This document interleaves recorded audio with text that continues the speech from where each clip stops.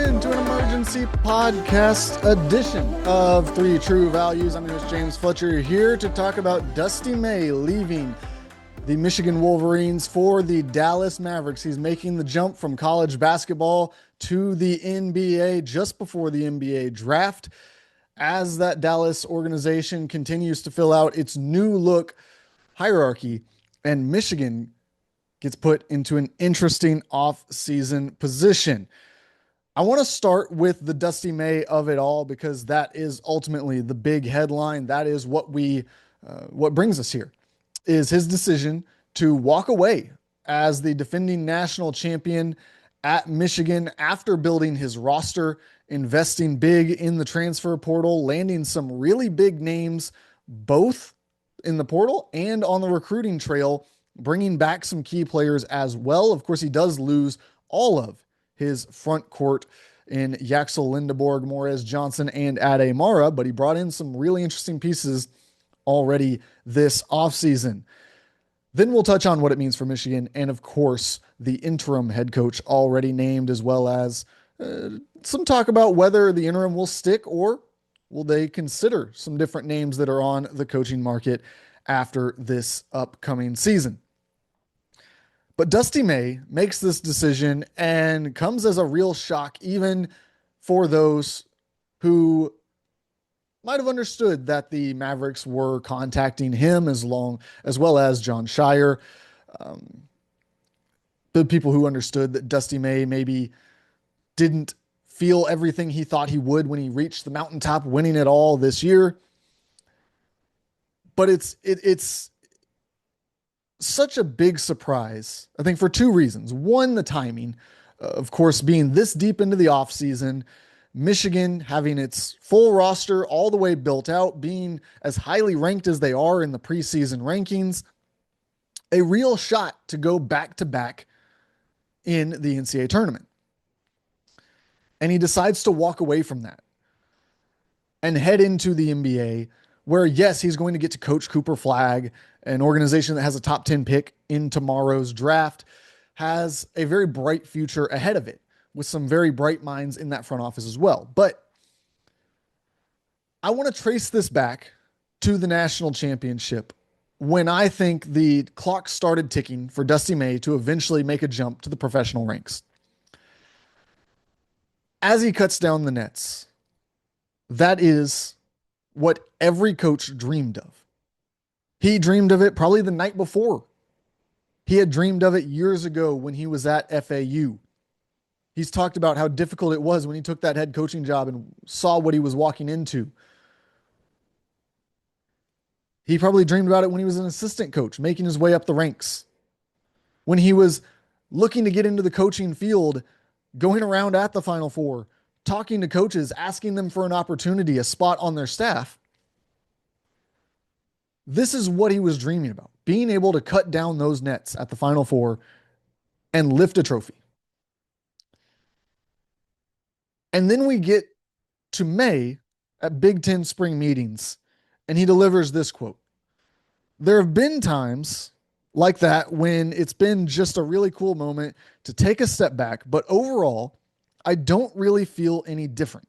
I don't feel like we're national champions. He went on to talk about how he had to immediately turn his attention to the transfer portal, how he never really soaked it in. The moment happened, and then he was on the phone. The moment happened, and then he was breaking down what he needed to do next. He never took the time to enjoy the accomplishment he had worked so hard to achieve. And that's very difficult. It's a problem that a lot of high-achieving people run into, regardless of their profession. And so Dusty May reaches the top of this sport, and he doesn't feel the joy that he thought. The entire time he was working there, it was for this moment, and it didn't feel the way he wanted. And I think that does put a clock on how long you're going to stay in that specific field doing that specific task. Because you're looking for more.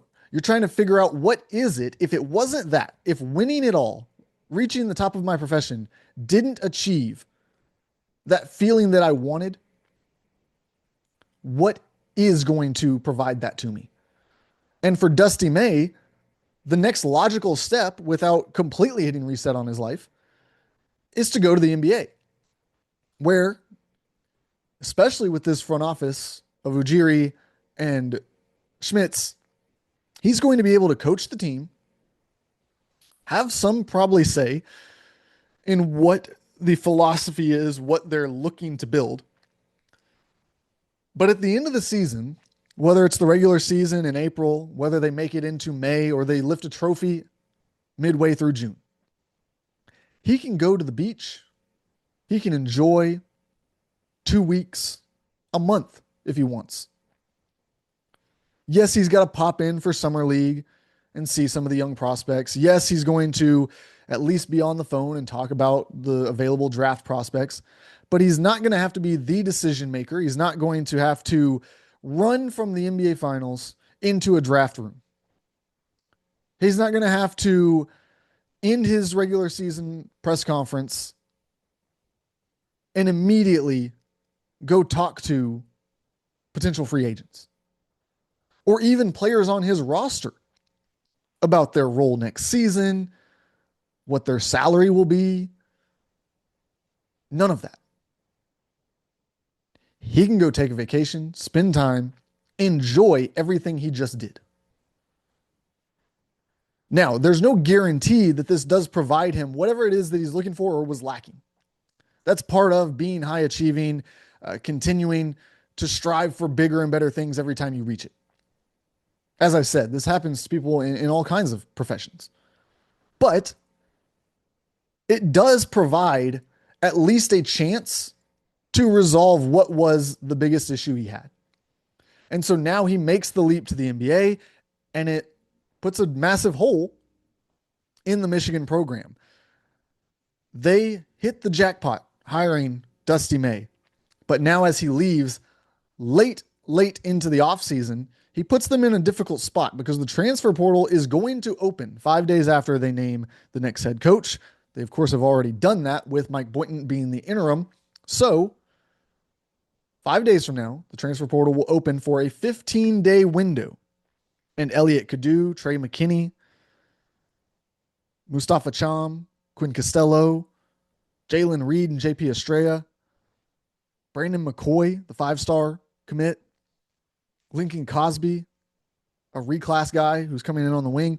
All of them are going to have the opportunity to enter the transfer portal and head elsewhere. I think that that's why it was very important for them to go ahead and just name Mike Boynton, who is one of their point guys on recruiting, as the interim head coach, to try to keep as much of this intact as they possibly can. But just think about it. If one of these players leaves, particularly Kadu, like we'll focus on him. I think he's one of the least likely to actually leave, given that he came back to try to run this back again, withdrew from the NBA draft, never really considered going in the portal this offseason, is a very much a fan favorite there.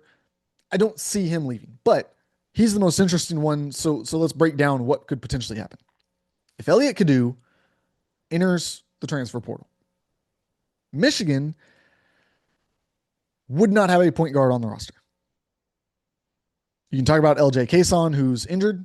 We'll see if he makes it for the very end of next season. You'd be looking at Brandon McCoy being the de facto point guard at that point, a combo guard, 5-star kid. Does he want that role, or does being thrust into that role make him think about entering the transfer portal, going to be the final piece somewhere, which is what he was aiming for at Michigan? You look at the front court, losing Mustafa Cham would be a huge blow. Now, the at least counter or buffer that you've got in the front court is that they are super deep there.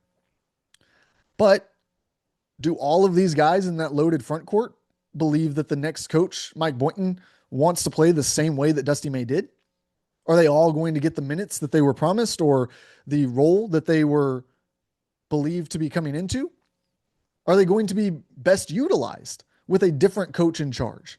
because Dusty May put together some front courts that nobody really thought were going to work on paper and got them all to the NBA. Can Mike Boynton continue that? Or do you start to look around and worry that maybe I'm going to be the backup 4 on a team that has too many bigs, and that could really impact me? I think you're also, if you're a Michigan booster, you got to be a little bit concerned right now that these guys are going to come back asking for more NIL money to stay. Another transfer portal window for them to kind of dangle out there, and in a time frame where you don't really have the means to replace them. So what does that look like? It could get real dicey here in these coming days. I'm sure that they will do everything over the next 5 days to try to stop as much of this as they can. Cut out any of the rumors they can. It's going to cost them financially.